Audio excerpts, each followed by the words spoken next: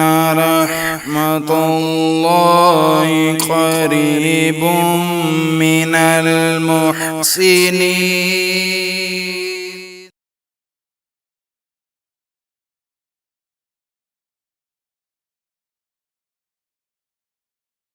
أعوذ بالله من الشيطان الرجيم.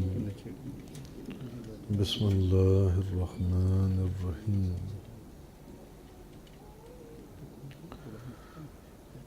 ما كان محمد أبا أحد من رجالكم ولكن رسول الله وخاتم النبيين. وقال الله تبارك وتعالى في شان حبيبه صلى الله عليه وسلم: إن الله وملائكته يصلون على النبي يا أيها الذين آمنوا صلوا عليه وسلموا تسليما. الصلاة والسلام على سيدنا رسول الله وعلى آلك وصحبه يا سيدي يا حبيب الله. الصلاة والسلام عليك يا سيدي يا رسول الله وعلى آلك وصحبه يا سيدي يا حبيب الله. بخاری شریف کی حدیث مبارک ہے کہ تم میں سے کوئی شخص اس وقت تک مومن نہیں ہو سکتا جب تک کہ میں اس کے نزدیک اس کے ماں باپ، اس کی اولاد اور دنیا بھر کے تمام انسانوں سے زیادہ محبوب نہ ہو جاؤ.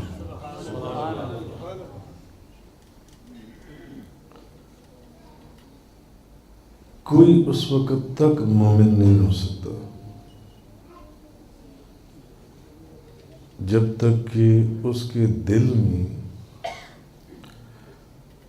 میری محبت جو ہے، نبی کریم صلی اللہ علیہ وسلم حضور علیہ السلام نے فرمایا کہ اس کے دل میں میری محبت اس کے ماں باپ، اس کے بہن بھائی، اس کی اولاد اور دنیا کے تمام انسانوں سے زیادہ اس کے دل میں میری محبت نہ ہو، اس وقت تک کوئی مومن نہیں ہو سکتا. اور حضور کی جو محبت ہے، اب ایک حضور کی تعلیم ہے اور ایک حضور کی تعظیم ہے.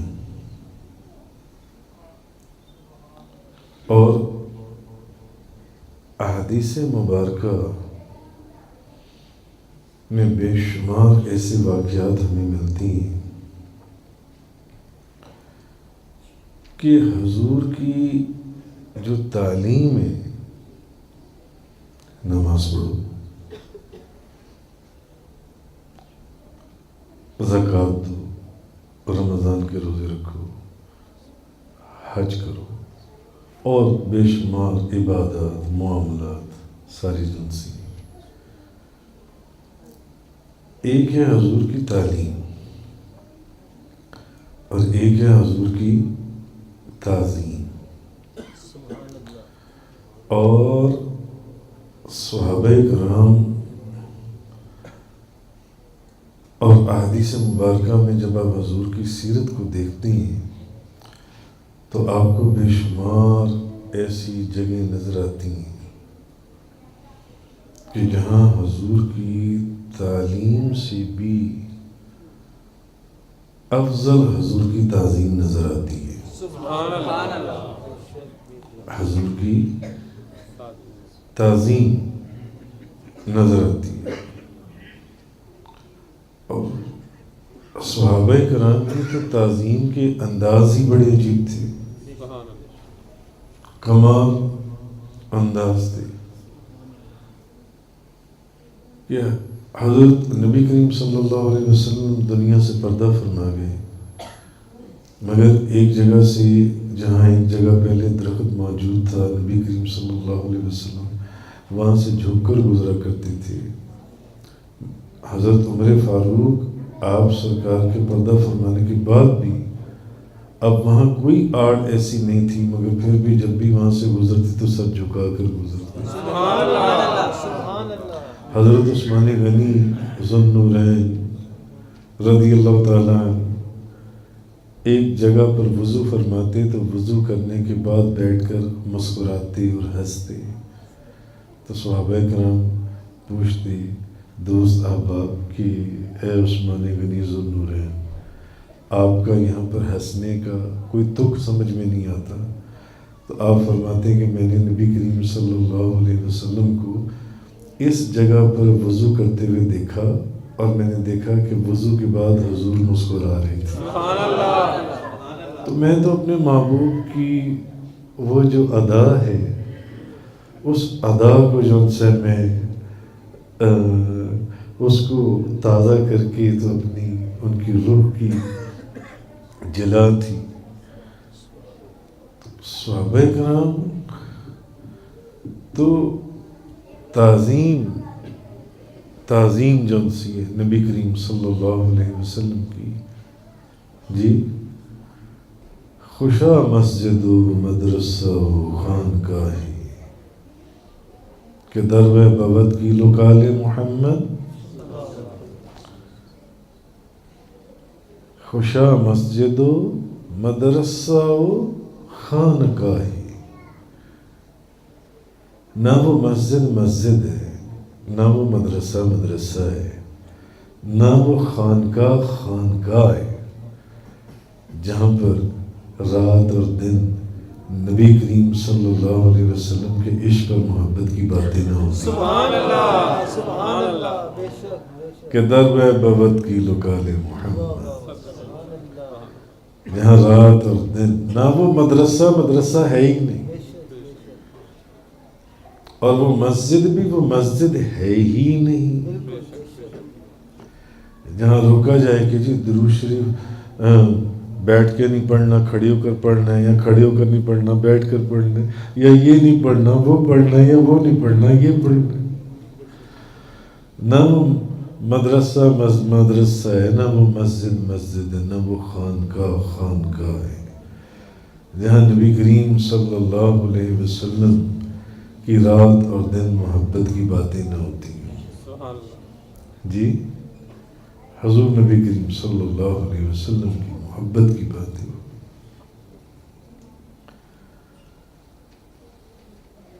صحابہ کرام تو حضور کی رات اور دن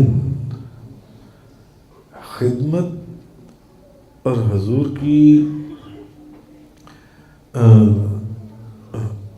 ادب، اور تو اپنی جگہ صحابہ کرام تو نبی کریم صلی اللہ علیہ وسلم کو آپ کے چہرے پر جب مسکراہٹ دیکھتے تھے تو صحابہ کرام کو نئی زندگی مل جاتی تھی، نئی زندگی ملتی تھی صحابہ کرام کو، نبی کریم صلی اللہ علیہ وسلم کے چہرے پر محبت کو دیکھتے ہوئے مسکراتے ہوئے حضور کو۔ جنگ بدر والے دن حضرت مقداد بن اسود نے حضور نبی کریم صلی اللہ علیہ وسلم کی بارگاہ میں کیا فرمایا تھا؟ جب ادھر 313 لوگ تھے اور ادھر 1000 سے بھی زیادہ لوگ تھے،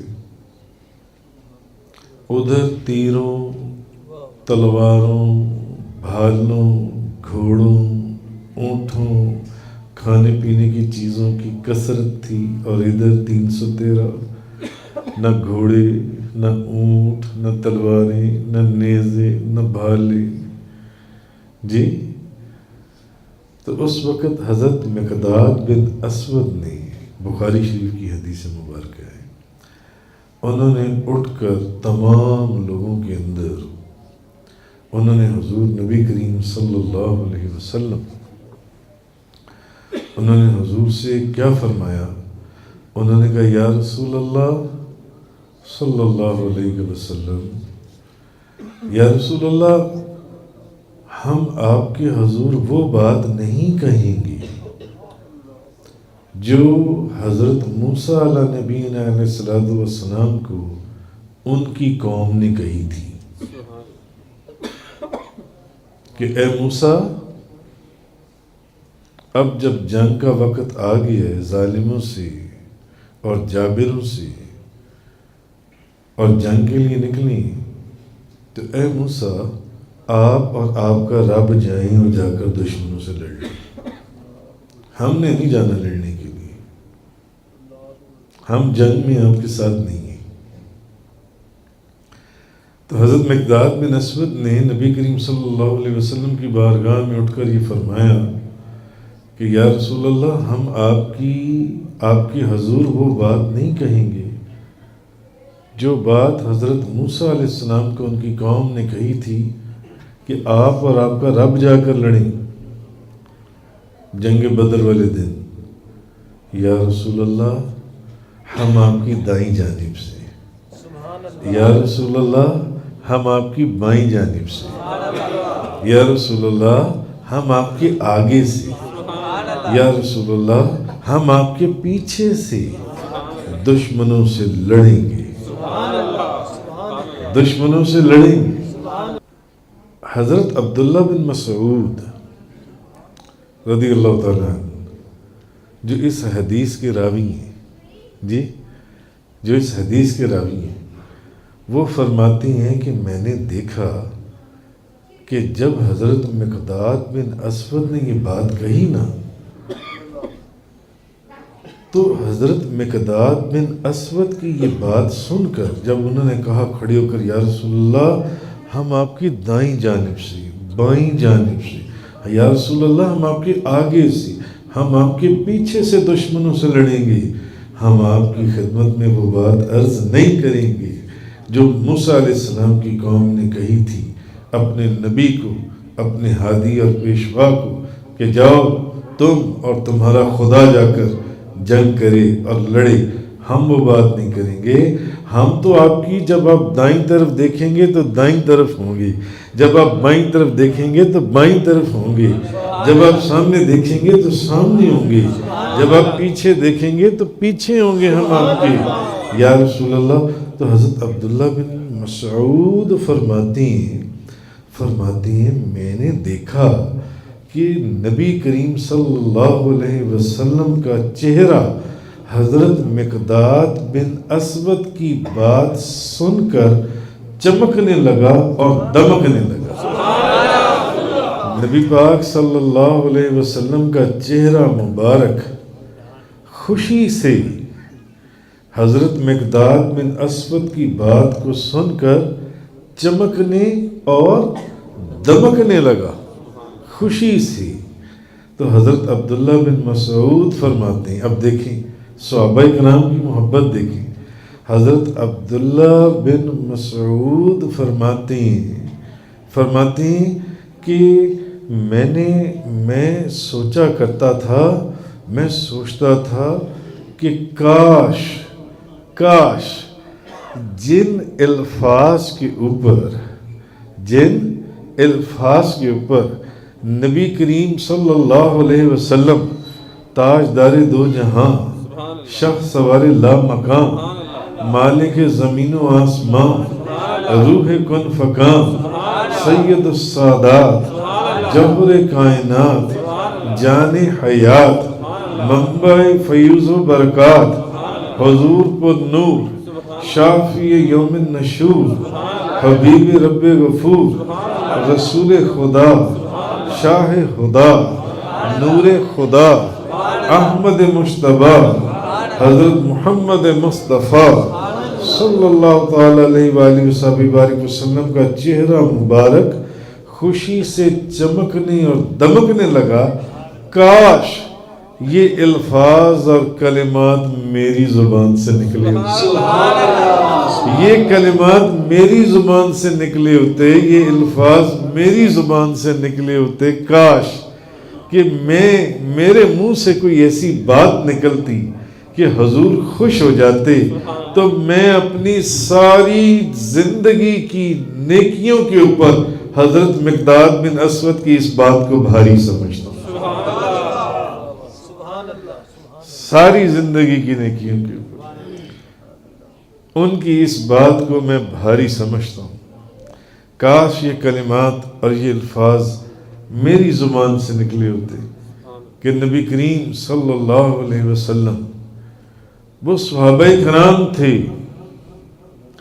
وہ صحابہ کرام تھے جو حضور نبی کریم صلی اللہ علیہ وسلم کی ذات مبارکہ کے اوپر جانیں نشاور کر دیتے تھے۔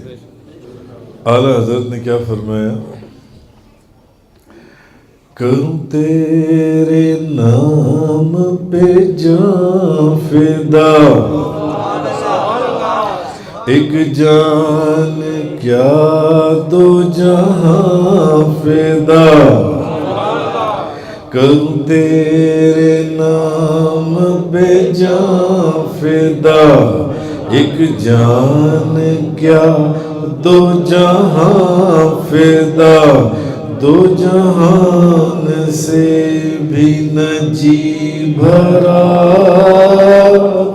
کروں کیا کروڑوں جہاں نہیں، کروں کیا کروڑوں جہاں نہیں، کروں کیا کروڑوں جہاں نہیں، کروں تیرے نام پہ جان فدا، ایک جان کیا دو جہاں فدا، دو جہان سے بھی نہ جی بھرا، کروں کیا کروڑوں جہاں نہیں، کروں کیا کروڑوں جہاں نہیں۔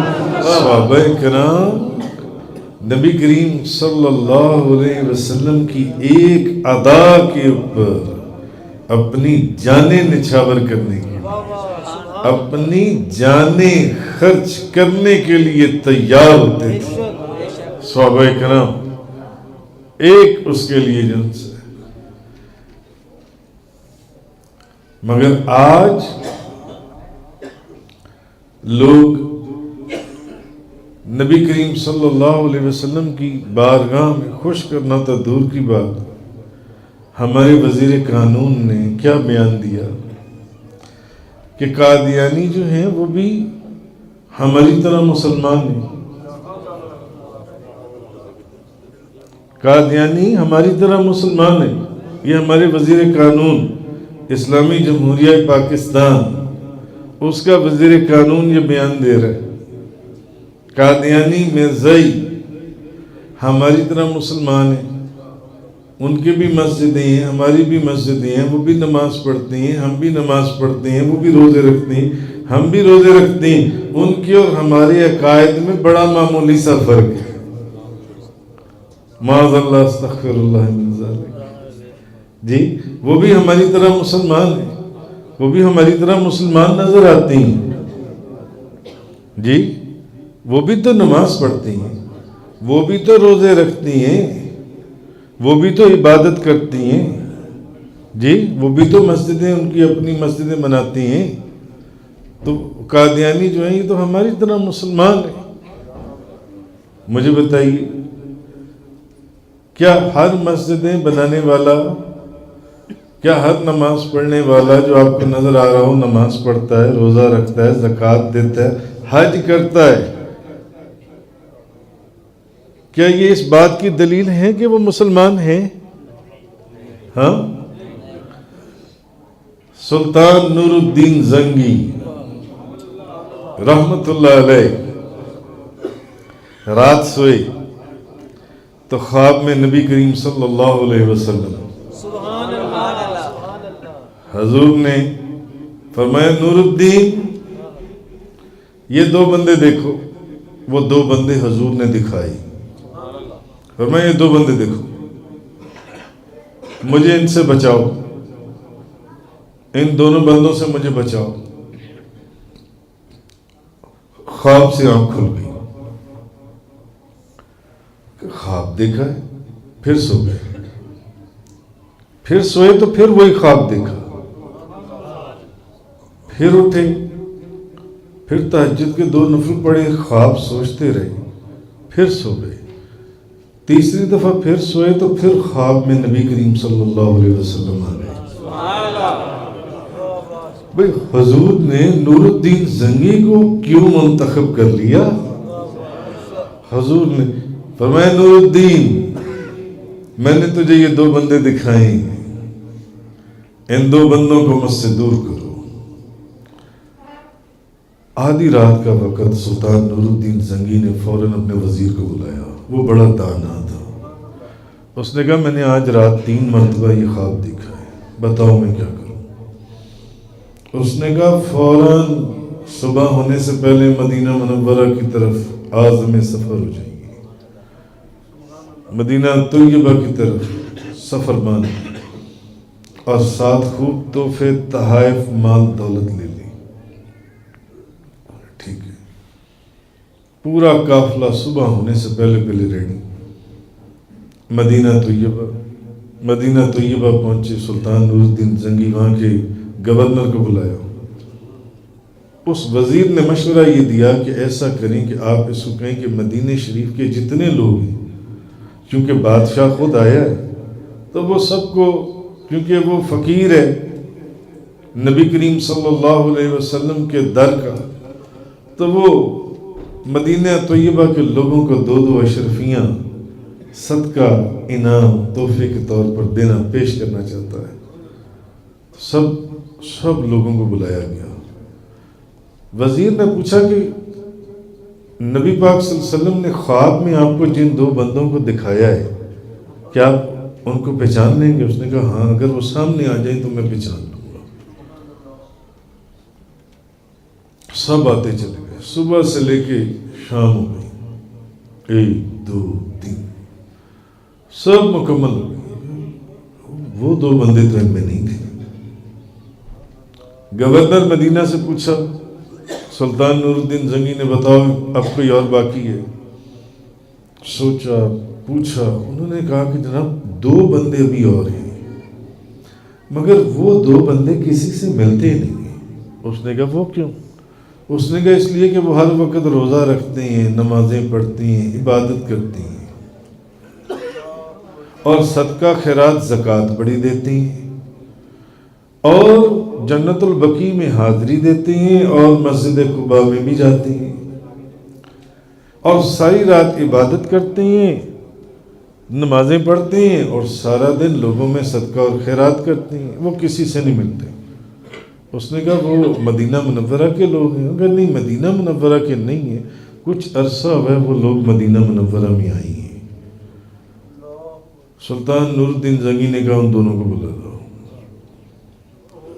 کہو بادشاہ وقت میں بلا رہے, آ جاؤ دونوں.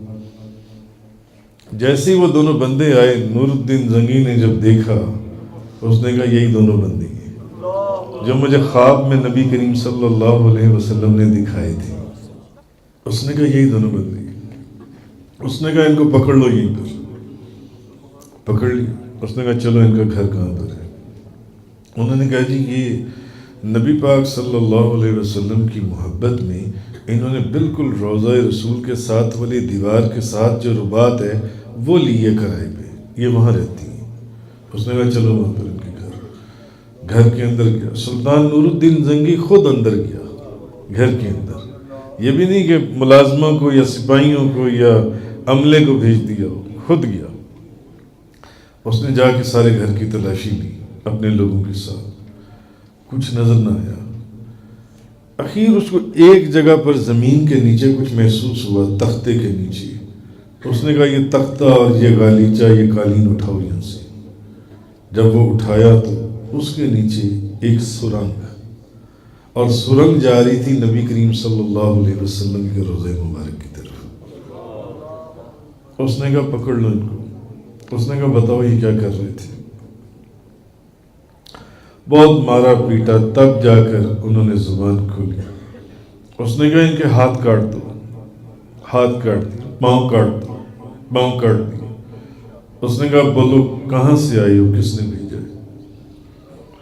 تب وہ بولے، انہوں نے کہا کہ ہمیں اسپین کے عیسائیوں نے بھیجا ہے، اسپین کے عیسائیوں نے، اور انہوں نے ہمارے ذمہ یہ ڈیوٹی لگائی تھی کہ نبی کریم صلی اللہ علیہ وسلم کا جسد اطہر جو ہے اس کو لے آؤ۔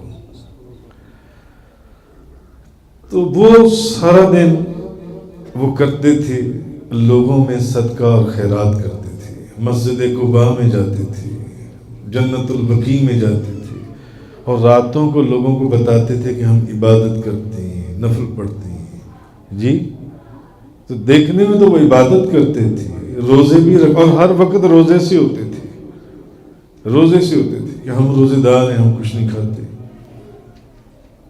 مگر وہ تھے کون؟ اللہ اور اس کے رسول کے دشمن، جن پر اللہ کی لعنت۔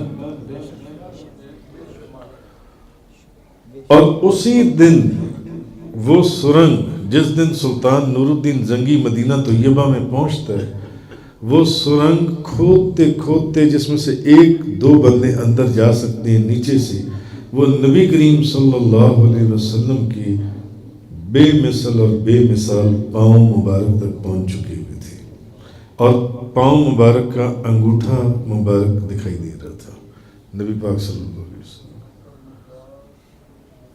تو سلطان نور الدین زنگی نے ان دونوں کے ہاتھ کٹوا دیے، پاؤں کٹوا دیے، اور ان دونوں کو تیل چھڑک کر ان کو آگ لگا کر ان کا سرما بنا دیا، ان دونوں کو۔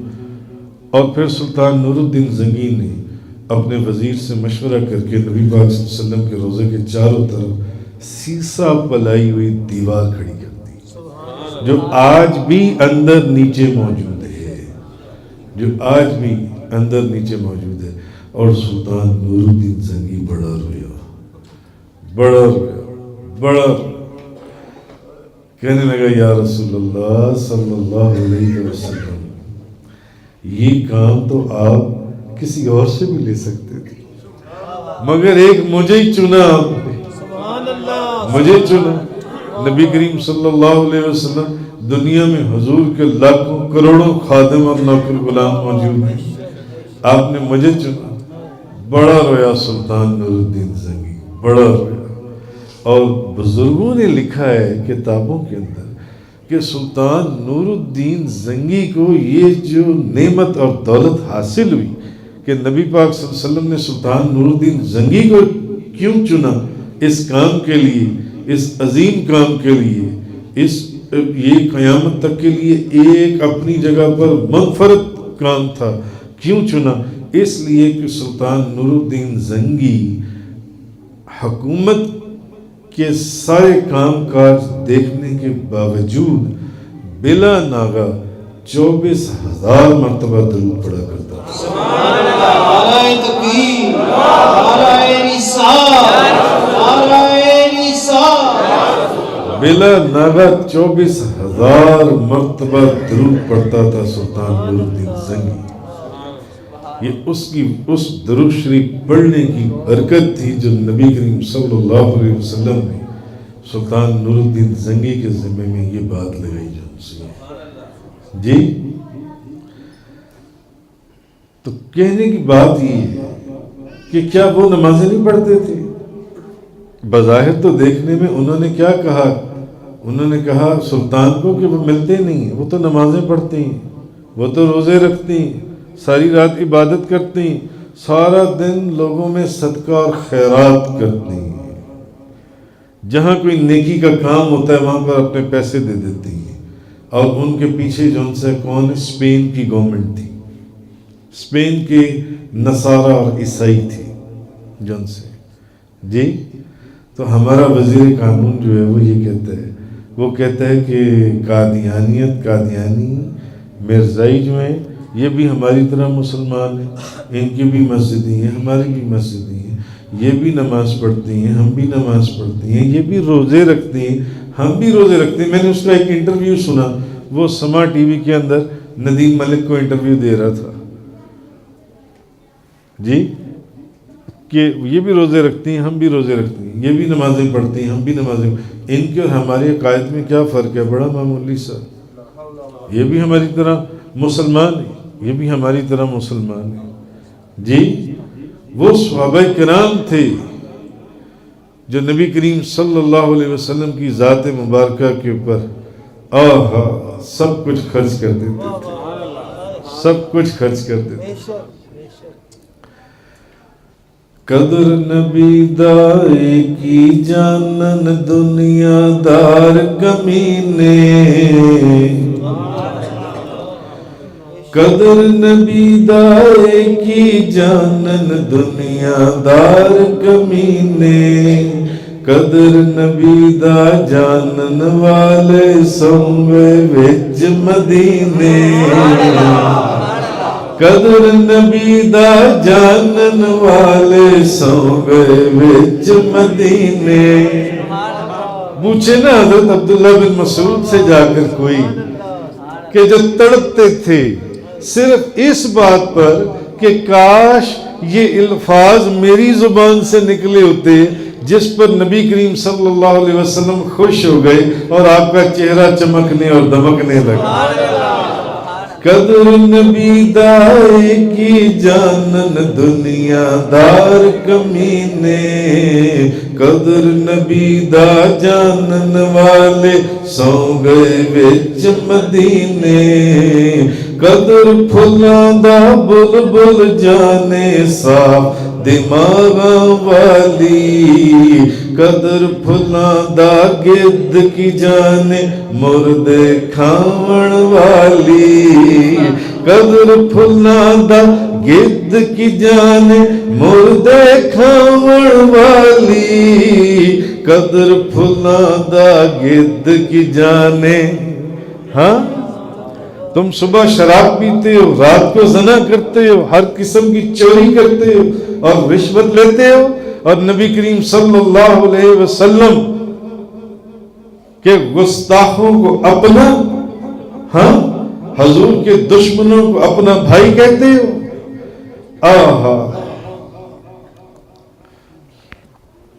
اعلیٰ حضرت امام احمد رضا خان صاحب کرے مصطفیٰ کی احانتیں اور کھلے بندوں اس پہ یہ جرأتیں، ایک طرف تو احانت کرتا ہے، کرے مصطفیٰ کی احانتیں اور کھلے بندوں اس پہ یہ جرأتیں، کہ میں کیا نہیں ہوں محمدی، ارے ہاں نہیں، ارے ہاں نہیں، ارے ہاں نہیں، ارے ہاں نہیں، کروں مدح اہل دول رضا، پڑے اس بلا میں میری بلا، میں گدا ہوں اپنے کریم کا، میرا دین پارائے نہ نہیں، میرا دین پارائے نہ نہیں، میرا دین پارائے نہ نہیں۔ سبحان اللہ۔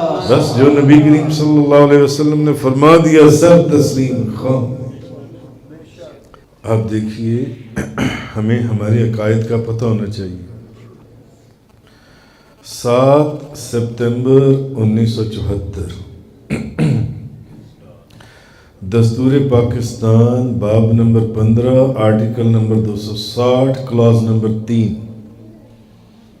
مسلم اور غیر مسلم کی تعریف میں یہ بات واضح کر دی گئی کہ مسلمان کون ہے اور مسلمان کون نہیں ہے، کہ مسلمان صرف وہ ہے جو نبی کریم صلی اللہ علیہ وسلم پر یہ یقین رکھتا ہو کہ نبی کریم صلی اللہ علیہ وسلم آخری نبی ہیں اور آپ کے بعد اور کوئی نبی نہیں ہوگا،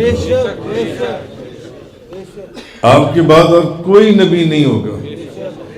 یہ دستور پاکستان کے باب number 15 article number 260 class number 3 کے اندر یہ بات لکھی ہوئی ہے ہمارے آئین میں۔ مسلم اور غیر مسلم کی تعریف میں کہ مسلمان کون ہے اور غیر مسلمان کون ہے، کہ مسلمان ہے ہی وہ جو نبی پاک صلی اللہ علیہ وسلم پر یہ یقین رکھتا ہو کہ حضور نبی پاک صلی اللہ علیہ وسلم آخری نبی ہیں اور آپ کے بعد اور کوئی نبی نہیں ہوگا۔ ما كان محمد عبا احد من رجالكم ولكن رسول الله وخاتم النبيين۔ محمد تمہارے مردوں میں سے کسی کے باپ نہیں ہے، ہاں اللہ کے رسول ہیں اور نبیوں میں سب سے پچھلے، سب سے اخیر پر نبیوں کو ختم کرنے والے کہ اب ان کے بعد کوئی نبی نہیں آئے گا۔ اور الحمدللہ 7 ستمبر 1974 ہمارے دستور کے اندر یہ چیز بتا دی گئی کہ مسلمان ہے ہی وہ جو نہ صرف یہ تسلیم کرتا ہو کہ حضور نبی کریم صلی اللہ علیہ وسلم آخری نبی ہیں، بلکہ یہ بھی تسلیم کرتا ہو کہ نبی کریم صلی اللہ علیہ وسلم کے بعد کوئی جدید نبوت، کوئی جدید وحی، کوئی جدید امت،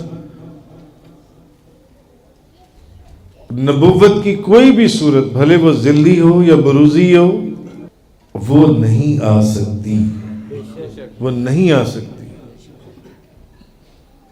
بلکہ یہ تسلیم کرتا ہو کہ نبی کریم صلی اللہ علیہ وسلم کے اوپر نبوت ہر حالت کے ساتھ، ہر کیفیت کے ساتھ، ہر حیثیت کے ساتھ، ہر مرتبے کے ساتھ، ہر مقام کے ساتھ اور ہر زمانے کے ساتھ آپ کے اوپر نبوت کو ختم کر دیا گیا۔ سبحان اللہ۔ اب آپ کے بعد کوئی نبی نہیں ہو سکتا، کوئی نبی نہیں ہو سکتا۔ اور میں آپ کو ایک بات اور بتاؤں، آپ یہ دیکھیں کہ اپریل، یہ تو میں ستمبر کی بات کر رہا ہوں نا، جب وہ قرارداد منظور ہوئی، اپریل 1974 میں مکہ مکرمہ کے اندر پوری دنیا کی جتنی مسلمان تنظیمیں ہیں ان کی ایک کانفرنس ہوئی رابطہ زیر اسلامی کے تحت، اور اس کانفرنس میں، یہ کانفرنس اپریل 1974 میں ہوئی، اور اس کانفرنس کے اندر دنیا کے تمام ملکوں کی، تمام مسلمانوں کی 114 تنظیموں اور انجمنوں نے شرکت کی۔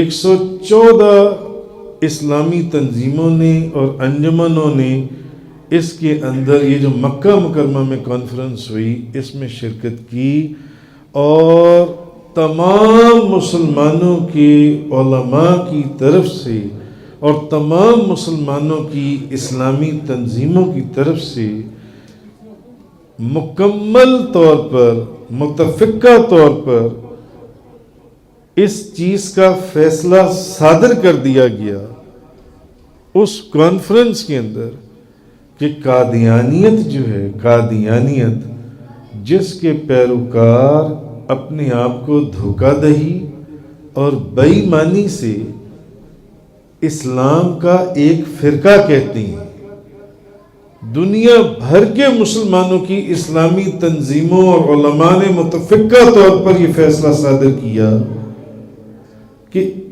اس قادیانیت اور مرزائیت جو ہے اس کا تعلق مسلم دنیا یا مسلمانوں کے خلاف صرف تخریبی کارروائیوں سے، صرف تخریبی کارروائیوں سے ہے، ان کا کسی اسلامی فرقے سے کوئی تعلق نہیں ہے، قادیانیت کا یا مرزائیت کا کسی اسلامی فرقے سے اس کا کوئی تعلق نہیں ہے، اس کا جنس ہے جی۔ اور بلکہ اس میں یہ حکم صادر کیا گیا، یہ فیصلہ صادر کیا گیا کہ یہ قطعاً کافر ہیں، یہ قطعاً کافر ہیں، یہ قطعاً کافر ہیں۔ بلکہ مرزا غلام احمد قادیانی ملعون کو جو بندہ مسلمان بھی سمجھے گا وہ بھی دائرہ اسلام سے خارج ہے، وہ بھی دائرہ اسلام سے خارج ہے جو اس کو مسلمان بھی سمجھے۔ یہ کوئی آپ نے یا میں نے فیصلہ صادر نہیں کیا، پوری دنیا کے جو مسلمان ہیں ان کی 114 اسلامی تنظیموں اور انجمنوں اور علماء نے یہ اپریل 1974 میں مکہ مکرمہ کے اندر اس کانفرنس کے اندر یہ فیصلہ سنایا کہ یہ قادیانیت اس کا اسلام سے کہیں دور دور کا بھی واسطہ نہیں ہے، یہ صرف اور صرف مسلمانوں کے خلاف ایک بہت بڑی چال اور سازش ہے۔ اور انہوں نے اس میں کہا کہ یہ بلکہ جو اس کو مسلمان سمجھے وہ بھی دائرہ اسلام سے خارج ہے، وہ بھی دائرہ اسلام سے خارج ہے، وہ بھی غیر مسلم ہے۔ اور مسلمان اور مسلم اور غیر مسلم کی کیا تعریف؟ غیر مسلم کون ہے؟ جو مسلمان نہیں ہے، عیسائی ہو گیا، ہندو ہو گیا، سکھ ہو گیا، بودھسٹ ہو گئے، پارسی ہو گئے، یہ سارے وہ لوگ ہیں جن کا ان سب کا غیر اسلامی طبقوں سے تعلق ہے، ان کا اسلام کے کسی طبقے سے کوئی تعلق نہیں، کوئی تعلق نہیں، یہ قطعاً کافر ہے۔ اس کے اندر یہ فیصلہ صادر کر دیا گیا جو ان سے، اور اس بات پر بھی تمام مسلم امہ کا اتفاق ہے کہ مرزا غلام احمد قادیانی کو نبی کہنے والا ہو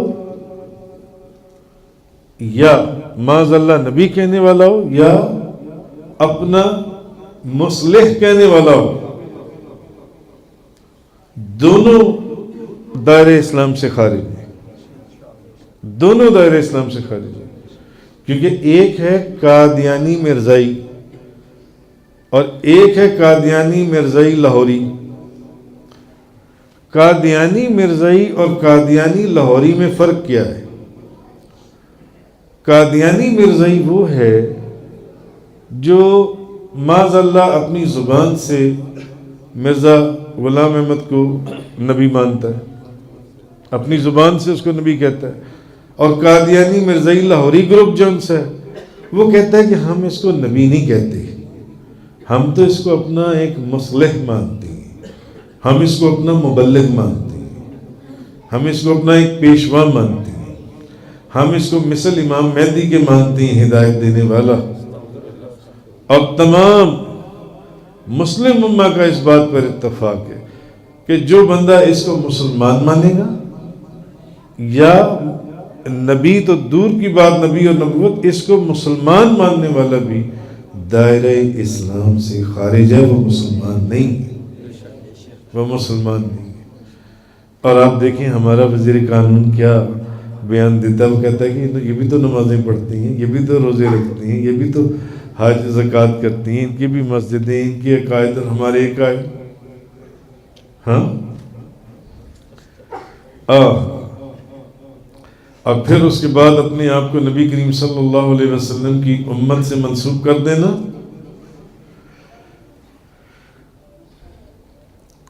کرے مصطفیٰ کی احانتیں اور کھلے بندوں اس پہ یہ جرتیں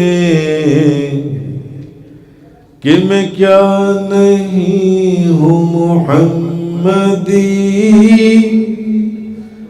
ارے ہاں نہیں، ارے ہاں نہیں.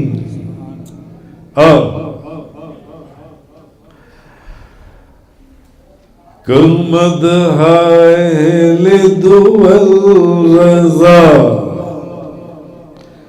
پڑھ اس بلا میں میری بلا. میں گدا ہوں اپنے کریم کا، میرا دین پارنا نہیں، میرا دین پارنا نہیں. بتائیے. اور 1974 کے اندر جب اسمبلی ہال میں ہمارے ملک کے تمام بزرگ علماء اکٹھے ہوئے اور انہوں نے مرزا ملا ناصر جو تھا مرزائی، اس کے سامنے 180 سوالات رکھے، تو مرزا جو ملا ناصر تھا وہ ہمارے علماء اور بزرگ مشائخ کی کسی ایک سوال کا بھی جواب نہیں دے پایا. ایک سوال کا بھی. 180 سوالوں میں سے ایک سوال کا بھی وہ جواب نہیں دے سکا، وہ جواب نہیں دے پایا. بلکہ اس وقت جس وقت یہ سوال جواب وہاں اسمبلی ہال میں ہو رہے تھے تو اس وقت نبی پاک صلی اللہ علیہ وسلم کا ایک معجزہ ظاہر ہوا. سبحان اللہ. ایک معجزہ ظاہر ہوا. مجھے بتائیے اب یہاں کتنی صفائی ہے؟ ہاں جی، یہاں پہ تو اسمبلی ہال میں تو اس سے بھی 10 گنا زیادہ صفائی ہوتی ہوگی. صبح شام وہاں تو مٹی کی گرد کا ایک ڈسٹنگ کا کوئی آپ کو ذرہ بھی نظر نہیں آتا ہوگا جی. تو یہاں کون سا کوئی چھت کے اوپر سے کوئی کاغذ گر رہا ہے، کوئی چیز گر رہی ہے. تو جب ملا ناصر نے ہمارے علماء اور مشائخ کو جواب دینے کے لیے اپنے دلائل کی اس منحوس ڈائری کو کھولا اور جواب دینے کی کوشش کی، تو اسمبلی ہال کے اندر اوپر سے کسی پرندے کا گندا اور غلیظ پر اڑتا ہوا آیا اور اس کے سر کے اوپر گر گیا، اور اس کے سر کے اوپر گر کے وہ پر جو ہے پرندے کا، اس کی وجہ اس نے ڈائری کھولی، اس ڈائری کے اوپر آ کر گر گیا.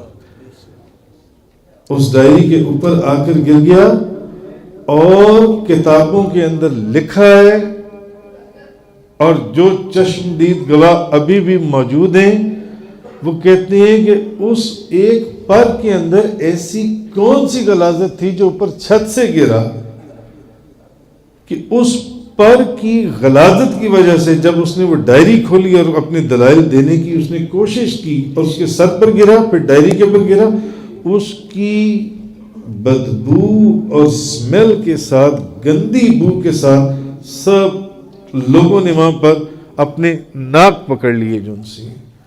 تو اس وقت قائد اہل سنت جو ہیں وہ اٹھ کر کھڑے ہوئے اور انہوں نے کہا دیکھو نبی پاک صلی اللہ علیہ وسلم کے معجزے کا ظہور ہو گیا. سبحان اللہ. کہ دیکھو نبی پاک صلی اللہ علیہ وسلم کے معجزے کا ظہور ہوا کہ اللہ تعالیٰ نے عقیدہ ختم نبوت کو کیسے تحفظ عطا کیا، کیسے تحفظ عطا کیا. تو گھٹائے سے کسی کے نہ گھٹا ہے نہ گھٹے گا، تو گھٹائے سے کسی کے نہ گھٹا ہے نہ گھٹے گا، جب بڑھائے تجھے اللہ تعالی تیرا، مٹ گئے مٹتے ہیں مٹ جائیں گے عادات تیرے، مٹ گئے مٹتے ہیں مٹ جائیں گے عادات تیرے، نہ مٹا ہے نہ مٹے گا کبھی چرچا تیرا، نہ مٹا ہے نہ مٹے گا کبھی چرچا تیرا، وَرَفَعْنَا لَكَ ذِكْرَكَ کا ہے سایہ تجھ پر، وَرَفَعْنَا لَكَ ذِكْرَكَ کا ہے سایہ تجھ پر، ذکر اونچا ہے تیرا بول ہے بالا تیرا، ذکر اونچا ہے تیرا بول ہے بالا تیرا، فرش والے تیری شوکت کا علو کیا جانے، فرش والے تیری شوکت کا علو کیا جانے، خسرو عرش پہ اڑتا ہے پھریرا تیرا، خسرو عرش پہ اڑتا ہے پھریرا تیرا۔ قرآن کریم دیکھیے، قرآن کریم کے اندر نبی کریم صلی اللہ علیہ وسلم کی بارگاہ میں جہاں ایمان والے بیٹھے ہوتے تھے وہاں بے ایمان بھی بیٹھے ہوتے تھے، جن کو منافق کا نام دیا گیا ہے، اور وہ بھی انہی کا روپ دھار کر بیٹھے ہوتے تھے ایمان والوں کا۔ تو صحابہ کرام کی ایک عادت تھی کہ جب نبی کریم صلی اللہ علیہ وسلم بات کرتے نا، نبی پاک صلی اللہ علیہ وسلم بات کرتے، بعض اوقات ایسا ہوتا ہے نا کہ آپ کو کوئی بات سمجھ نہ آئے تو آپ کہتے ہیں حضرت ذرا یہ بات دوبارہ تو ارشاد فرمائیں۔ ایسا ہوتا ہے نا، اکثر ہم بیٹھے ہوتے ہیں آپس میں باتیں کر رہی ہوتی ہیں تو آپ کہتے ہیں کہ آپ ذرا دوبارہ تو ارشاد فرمائیں، آپ نے کیا کہا؟ میں سن نہیں سکا، ذرا آپ دوبارہ تو ارشاد فرمائیں گے۔ ایسا ہے نا، ایسا ہوتا ہے یا نہیں ہوتا؟ ایسا ہوتا ہے، اور اکثر ہوتا ہے کہ ذرا مجھے سنائی نہیں دیا، آپ کیا کہتے ہیں؟ میں خود مجھے یاد لائبریری میں شام کو سارے دوست بیٹھی ہوتی ہیں، اب اکثر یہی کہہ رہا ہوں، یار کیا کہا آپ نے، ذرا دوبارہ تو بولو، اونچا تو بولو، کیا کہہ رہی ہو آپ جی؟ ایسا ہوتا ہے نا۔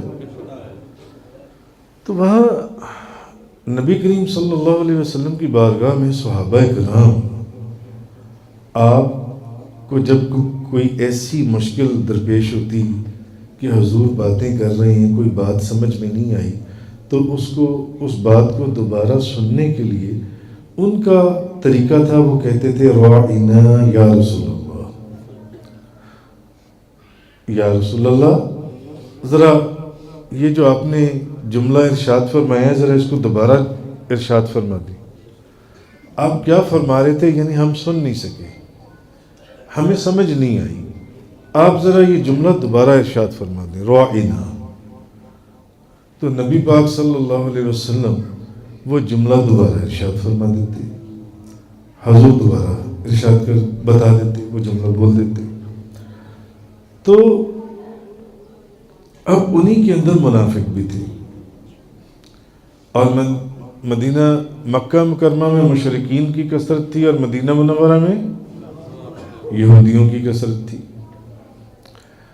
اچھا، اب یہود کی جو لغت تھی اس میں بھی رائنا کا لفظ تھا، مگر یہود کی لغت میں اس لفظ کے جو معنی تھے وہ بد دعا کے تھے، اور ان کی لغت میں اس کے معنی ایک تو یہ تھے کہ وہ جس کو کہتے تھے نا رائنا، اس کے معنی تھا سنو کہ تمہارا کچھ نہ سنا جائے۔ ان کی زبان میں یہ بد دعا تھی، جب کسی کو بد دعا دینی ہوتی تھی تو وہ اس کو رائنا کے الفاظ سے بد دعا دیتے تھے، سنو کہ تمہارا کچھ نہ سنا جائے، سن کہ تجھے نہ سنا جائے، سن کہ تجھے نہ سنا جائے۔ یہود کی زبان میں یہ جو لفظ تھا یہ بد دعا کا اور بے ادبی کا اور گستاخی کا تھا، اور اگر زبان کو ٹیڑھا کر کے وہ بولتے رائنا تو معاذ اللہ استغفر اللہ، اے ہماری بکریوں کے چرواہے۔ اب وہ جو یہود تھے نا، جب صحابہ کرام بولتے کہ رائنا یا رسول اللہ، یعنی یا رسول اللہ ہماری رعایت فرماتے ہوئے ذرا آپ یہ جملہ دوبارہ ارشاد فرما دیں، آپ دوبارہ بتائیے آپ کیا فرما رہے تھے، تو حضور وہ بات دوبارہ بول دیتے۔ تو اب یہود جو تھے وہ آپس میں بیٹھتے نبی کریم صلی اللہ علیہ وسلم کی بارگاہ میں، تو وہ بار بار جان بوجھ کر کہتے رائنا یا رسول اللہ، رائنا۔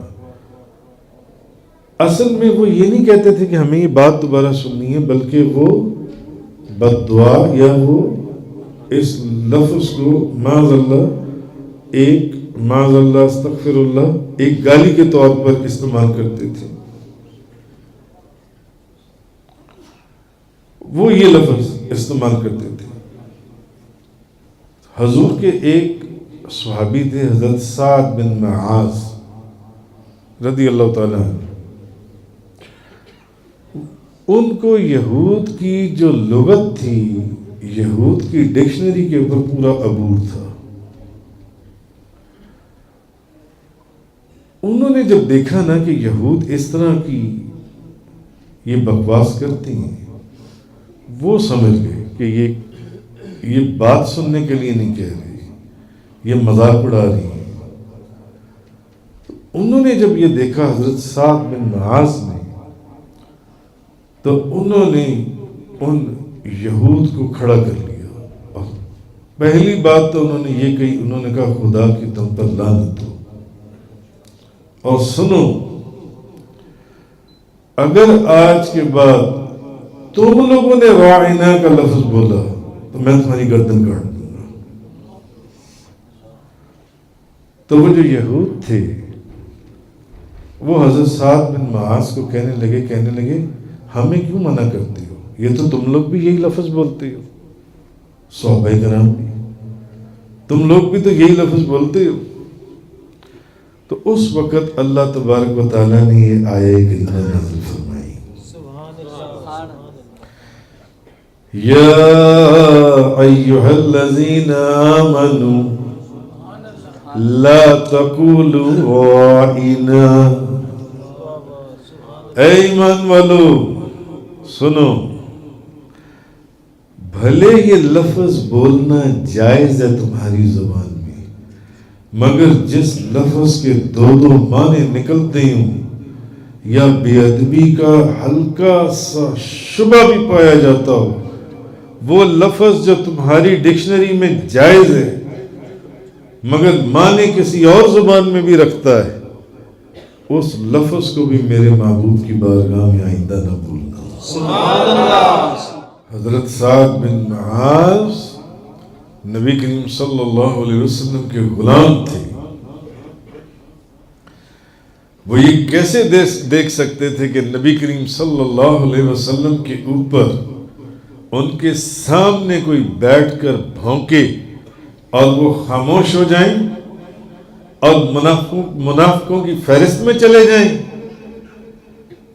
کہ میرے سامنے میرے آقا و مولا، میرے ہادی و پیشوا، میرے نبی، میرے مرشد کے اوپر کوئی بھونک کر جائے کہاں؟ وہ ایمان والے تھے، وہ بے ایمان نہیں تھے۔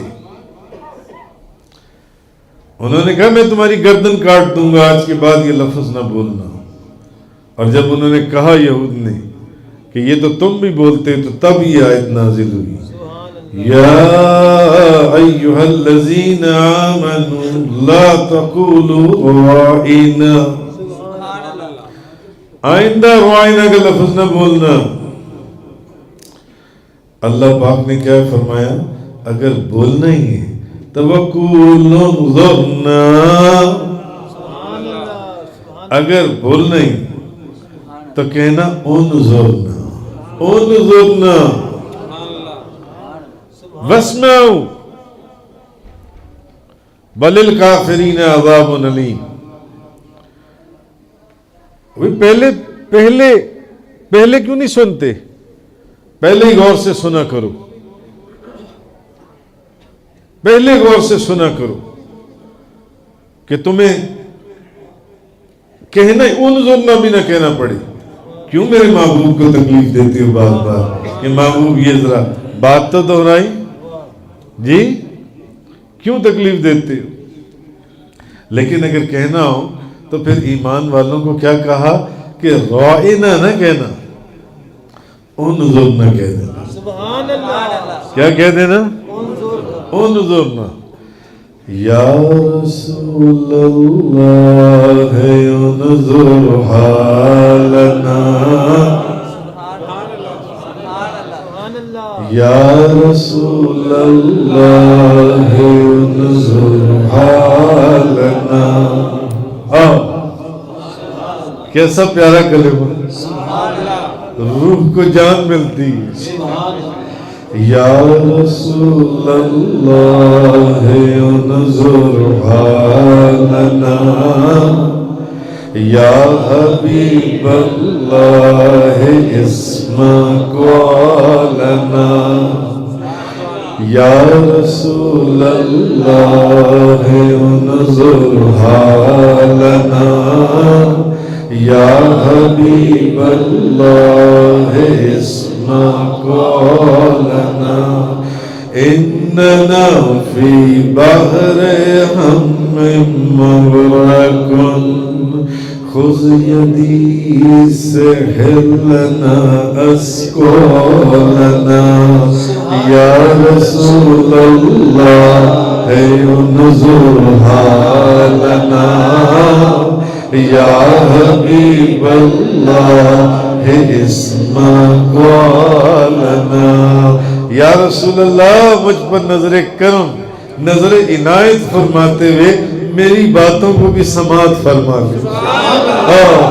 یا رسول اللہ انظر حالنا، یا حبیب اللہ اسمع قولنا، اننا فی بحر ہم مغرق، خذ یدی سہلنا اسکولنا، یا رسول اللہ انظر حالنا، یا حبیب اللہ اسمع قولنا۔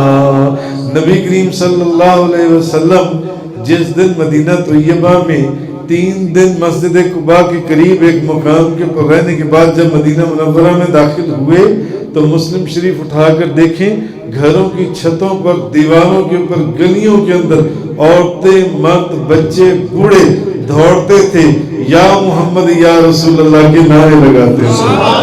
ہر زبان پر یا رسول اللہ کی آواز تھی۔ یا رسول اللہ انظر حالنا، یا حبیب اللہ اسمع قولنا، یا رسول اللہ انظر حالنا یا حبیب اللہ اسمع قولنا اننا فی بحر ہم مغرق یا رسول اللہ میں غموں کے طوفان میں گھرا ہوا ہوں، میرے ہاتھوں کو آپ تھام دیجیے۔ اننا فی بحر ہم مغرق خذ یدی سہل لنا اسقالنا یا رسول اللہ انظر حالنا یا حبیب اللہ اسمع قولنا۔ تو پھر ثابت ہوا کہ جملہ فرائض فرو ہیں۔ پھر ثابت ہوا کہ جملہ فرائض فرو ہیں۔ اصل الاصول بندگی استاج ورگی، بندگی استاج ورگی، اصل ہو اور فرع ہو، یہ کیسے ہو سکتا ہے؟ ہاں، فرض ہو اور فرع ہو، فرض ہو اور نفل ہو، یہ کیسے ہو سکتا ہے؟ ہاں، مگر مجھے ایک بات میں پھر وہی بات اسی بات پر آ جاتا ہوں کہ حضور کی تعلیم سے حضور کی تعظیم زیادہ افضل ہے۔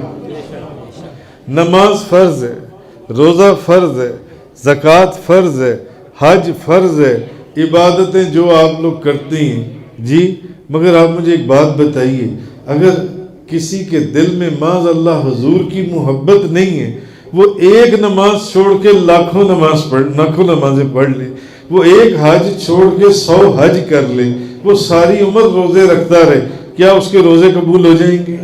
کیا اس کی نمازیں قبول ہو جائیں گی؟ کیا اس کے حج قبول ہو جائیں گے؟ کیا اس کی زکوٰۃ قبول ہو جائے گی؟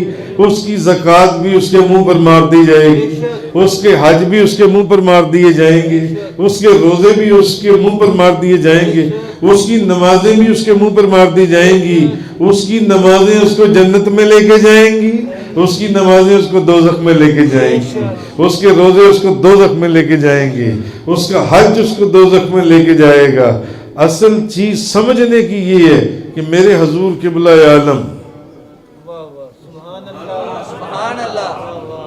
کتب الاکتاب، عالم یلمئی، فاضل لوزئی، عاشق غوث الورا، فنا فی المصطفیٰ، حضرت علامہ مولانا حاجی محمد یوسف علی نگینہ رحمت اللہ علیہ فرمایا کرتے تھے، نماز فرض، روزہ فرض، زکوٰۃ فرض، جی زکوٰۃ فرض، حج فرض، مگر فرضوں کا فرض نبی کریم صلی اللہ علیہ وسلم کا ادب اور محبت، حضور کی محبت۔ اگر حضور کی محبت نہیں ہے تو جتنے مرضی حج کر لو، جتنے مرضی آپ زکاتیں دے لو، جتنا مرضی صدقہ اور خیرات کر لو، یہ بخشش کا سبب نہیں بنے گا، یہ جہنم کا سامان بنے گا، یہ ساری چیزیں جہنم میں لے کے جائیں گی اگر حضور کی محبت تیرے دل میں نہیں ہے۔ اور حضور کے دشمنوں کو تو اپنا دوست کہتا ہے اور اپنی طرح مسلمان کہتا ہے، تو پھر تو اپنی تیاری کر لے، کیونکہ یہ سب چیزیں جو ہیں فرضوں کا فرض نبی پاک صلی اللہ علیہ وسلم کی محبت ہے جی۔ تو ثابت ہوا جملہ فرائض فرو ہیں، اصل اصول بندگی استاج ورگی۔ سبحان اللہ، سبحان اللہ۔ پھر ایک دفعہ پڑھ لیجئے، یا رسول اللہ انظر حالنا یا حبیب اللہ اسمع قولنا یا رسول اللہ انظر حالنا یا حبیب اللہ اسمع قولنا إننا في بحر